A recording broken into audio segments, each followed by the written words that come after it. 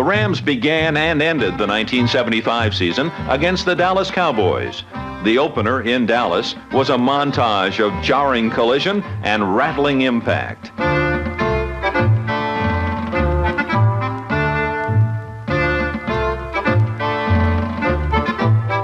In the end, the surprisingly strong Cowboys took victory, 18-7. 15 weeks later, Rams fans sat in saddened silence as Dallas once again charged to victory.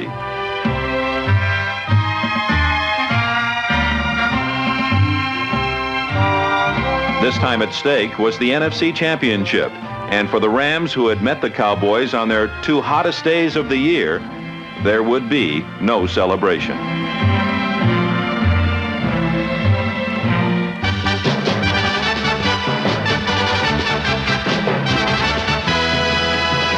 Despite the season's premature ending, both the Los Angeles players and their great fans enjoyed the fruits of a sensational year. Shaking off the effects of their opening day loss, the Rams stormed the city by the bay and shivered and shocked the 49ers offense.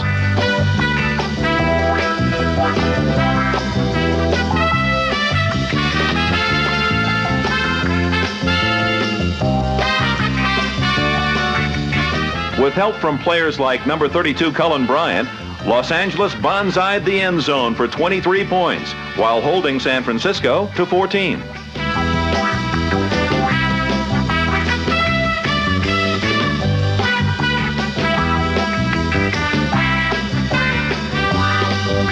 The winning had begun, and no one contributed more than the special teams and Tom Dempsey, whose 3 field goals included a club record-tying 51-yarder. But the most inspirational play of the day was Bill Simpson's block punt, which number 28 Monty Jackson turned into a key Rams touchdown. It was symbolic of the hell-bent-for-leather heads-up play of special team members, like punter Dwayne Carroll, who kicking coach Ed Alsman watched improve as the season progressed. The bomb squad was a hurtling band of movers and shakers. Men like Mike Fanning, Rick Kay, Jim Youngblood, Al Cowlings, Steve Priest, Willie McGee, Bob DeMarco, and Dennis Hara were all dedicated to making the hat trick in the West a reality. Sunshine and gentle breezes welcomed the Rams to their home opener. The California lifestyle, relaxed and at times a bit unconventional, made game day a spectacle. In town were the Baltimore Colts, the second of 3 playoff teams on the Los Angeles schedule. The blue and gold defense, which would finish the season as the second best in the NFC, was mean and miserly. On offense, Lawrence McCutcheon streaked across the sun-drenched field for 2 touchdowns and a 24-13 Los Angeles victory.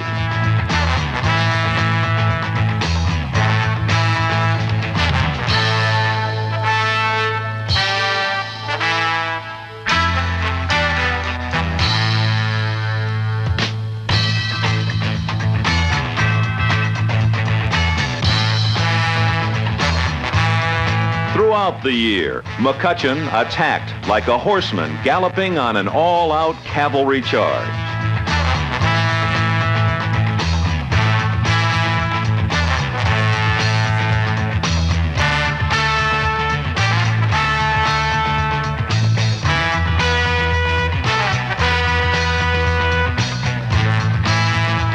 McCutcheon's 911 yards rushing fell just short of a 3rd consecutive 1,000-yard season and helped keep the Rams' hat trick in the West always within reach.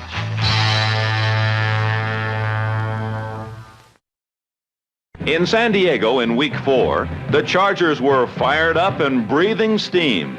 For most of the game, the Ram offense was stymied, but they finally put one payoff drive together. Quarterback James Harris' score tied the game at 10 at the end of regulation time. In sudden death, Tom Dempsey watched anxiously as tight end Bob Klein rumbled downfield like a one-man barroom brawl.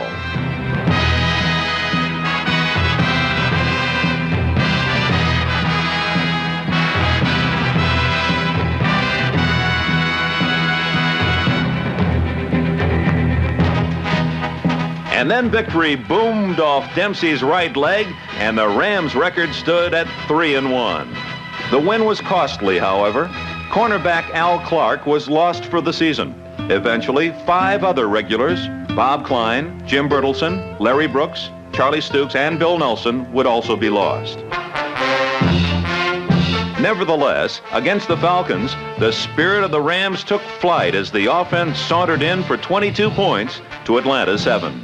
Falcon quarterback Steve Bartkowski spent a day in Hard Times, USA, as a thundering rush and swarming secondary stole everything but his knee pads.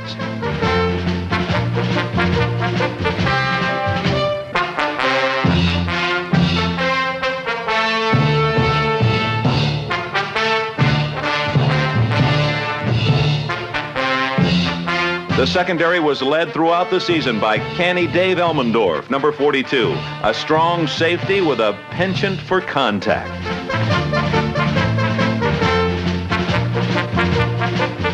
The deep defense was double danger because Elmendorf's running mate, Bill Simpson, number 48, in only his second season, led the team with 6 interceptions, each of which made defensive backfield coach Jim Wagstaff's life a little sunnier.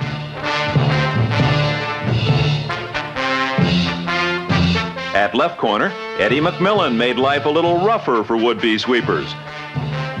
While at right cornerback, first-year man Monty Jackson epitomized the talent and spirit of the young players who were called to fill in for injured veterans.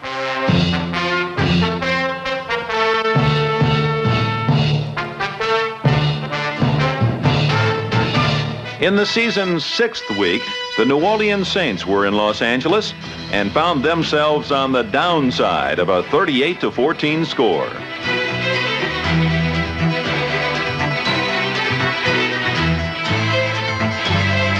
The Los Angeles defense swarmed like honeybees and stung like scorpions. Against New Orleans, the Rams defense aggressively sought out the ball.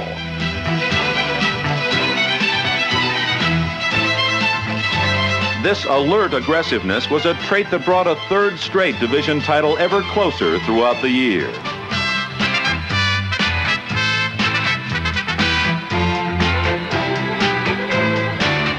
In most cases when they couldn't have the ball, the defensive blasters had satisfaction instead.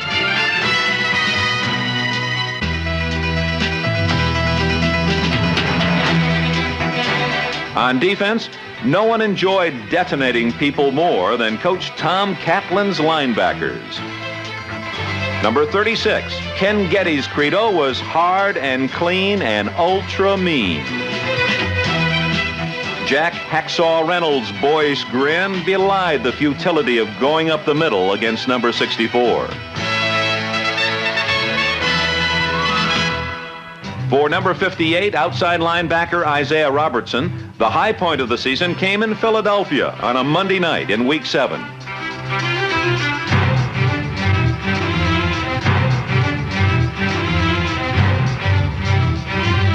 Robertson's interception and touchdown run covered 76 yards, and whatever signals defensive coordinator Ray Malavasi was calling that night, they were just right when number 90, Larry Brooks, forced Roman Gabriel to unload in panic, and number 89, Fred Dreyer, picked it off.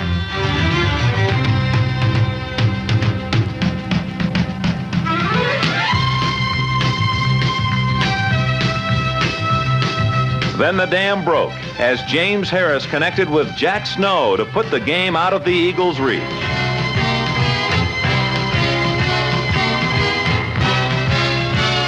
Harris put the master strokes on a perfectly executed victory by hitting Harold Jackson for 2 touchdowns.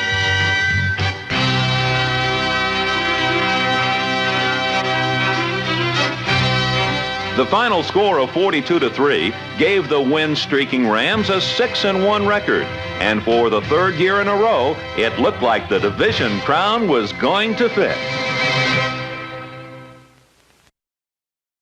Back home in Los Angeles in Week 8, the Rams ran into problems.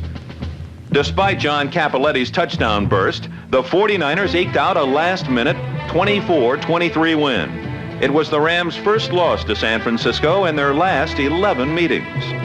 The defeat was doubly jarring because injury was added to insult. Out for the season was number 90, defensive tackle Larry Brooks, who had been having one of his best years.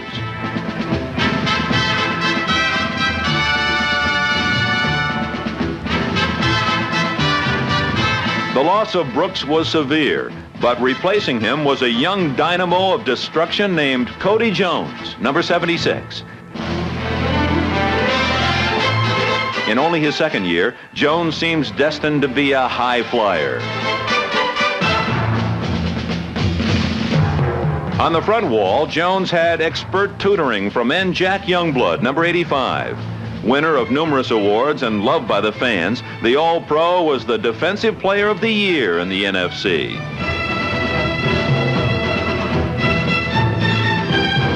At the other end position was Fred Dreyer, one of the most popular players off the field, but one of the most unpopular for opposing offenses.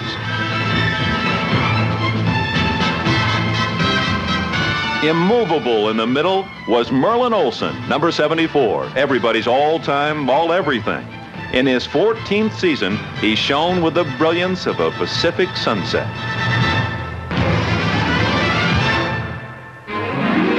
In Atlanta in Week 9, the defense allowed only 7 points, but the man of the hour was number 81, wide receiver Ron Jesse, whose 10 catches riddled the Falcons for 16 points and win number 7.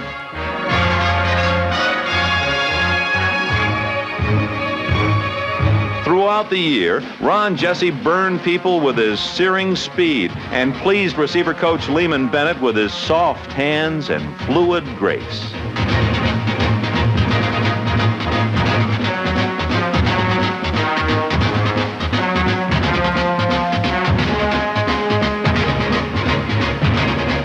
While Jesse was streaking free, offensive line coach Ray Prohaska's men were hammering away in the trench with fierce protectiveness. At center of the veteran line was Rich Saul. At the guards, 15-year vet Joe Schiavelli, 10-year veteran Tom Mack. At the tackles, 15-year vet Charlie Cowan, and 8-year vet John Williams. In Week 10, when the Chicago Bears came marching into the Coliseum, they found the protectors at their best. Even after a time lapse of 5 seconds, the passing pocket remained intact. With that much time to launch, the missiles are always deadly. Lawrence McCutcheon and John Capoletti sliced through corridors of man-made daylight to seal a 38-10 win, which left offensive coordinator Ken Meyer feeling proud.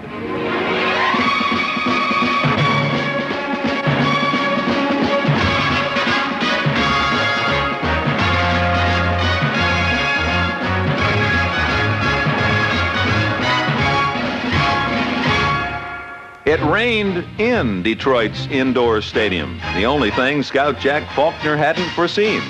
But while the roof leaked, the Rams' defense didn't, because victory meant a division title.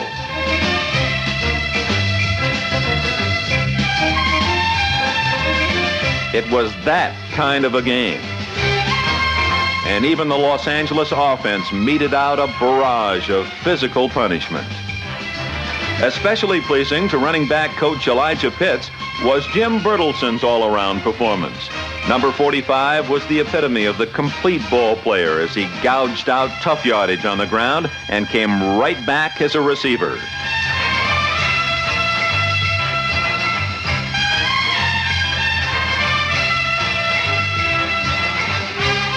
The irrepressible Bertelson also contributed to the excellence of the special teams.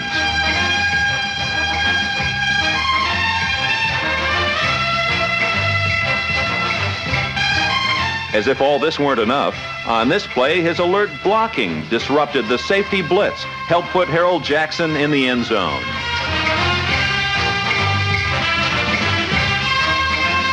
Jackson's second score assured a 20-0 victory, brought the Rams' record to 9-2, but above all, helped clinch a third division title in a row.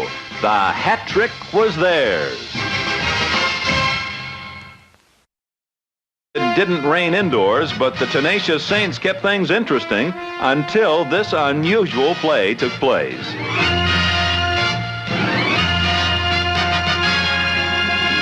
The bounding ball was finally picked up by number 57, Jim Peterson. Urged along by number 49, Rod Perry, who delivered a cataclysmic crackback block, Peterson lumbered 67 yards to give the Rams a narrow 14-7 win. Rob Scribner replaced an ailing Jim Bertelsen in a 22-5 victory over the Packers in Week 13.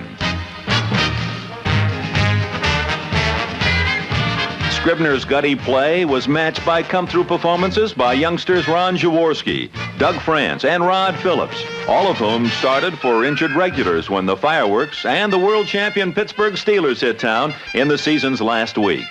Terry Bradshaw discovered how Pittsburgh opponents usually feel as the Rams' defensive line sacked quarterbacks all night long. Only Franco Harris proved effective, but when he got his team in close, the Rams shut them down.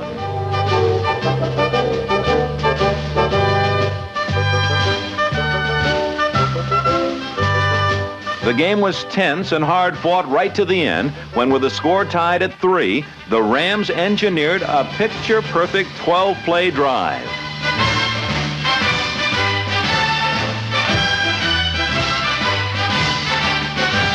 While Coach Knox and Ron Jaworski, the Polish Rifle, decided on one crucial play, the world's greatest fans, 84,000 strong, expected something unusual, and they got it.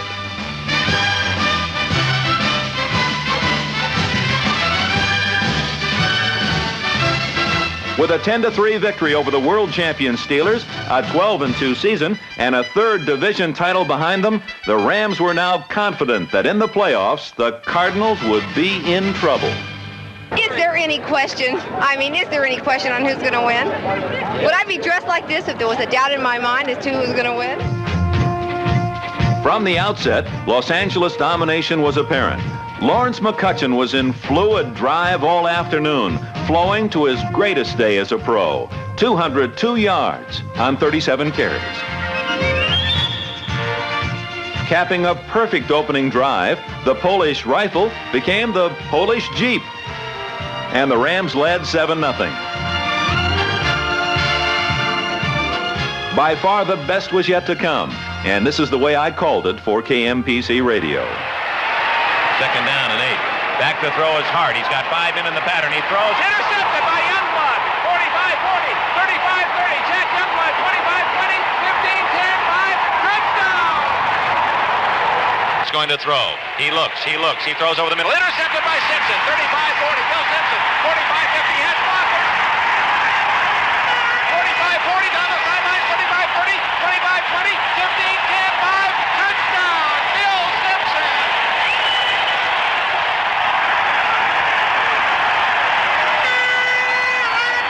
Hey, 4-2! Hey, maybe Matty will let somebody on that secondary make our own draft. Come here! Come on! Come on! Get out here! Get out here! Fan that thing around here. The best in the league. Right here. Right here. Yeah. And there's only about 10 years experience between all of us. That's right. I got half of those. And he's got half of that. Before they knew what hit them, the Cardinals trailed 21-0. But for the Rams defense, there would be no forgiving. The hunted wore white. The hunters were everywhere.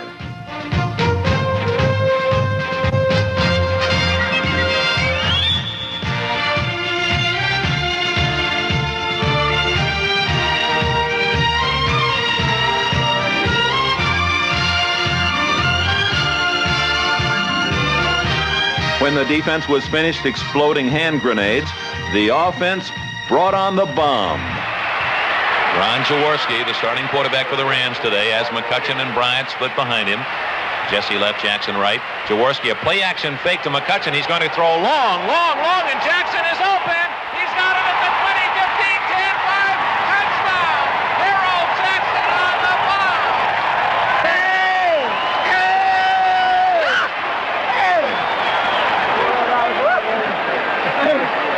I see that thing come up. It's all over. When it goes, that's when it grab that baby. Oh, hey. Hey, Ron, I knew it was when I over. saw that sucker come up, I said, it's all over. Hey, it was over. Man, that's all. But unfortunately for the Cardinals, that wasn't all. A Ron Jaworski pass to tight end Terry Nelson had the Rams knocking again. And when you're hot, you're hot. Jaworski under center spins. He gives it to McCutcheon. He's up the middle at the 10. He's at the 5. He's hit hard. The ball loose. Fumbled. Yes, he's got it. He's in the end zone for a touchdown.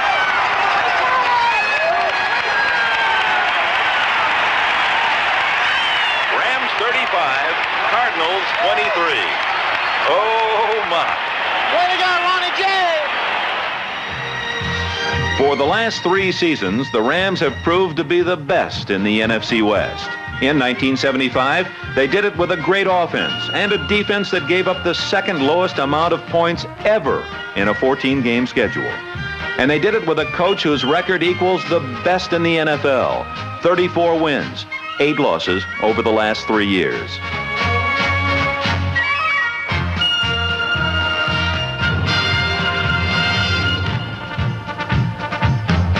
In 1975, the Rams counted on many players, young, old, starters, and replacements. The individual improvements and accomplishments were many. But when the 1975 season is remembered, it will be remembered for something the Los Angeles Rams accomplished as a team.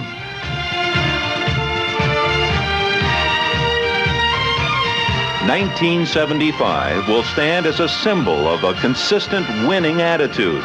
The year the Los Angeles Rams completed the hat trick in the West.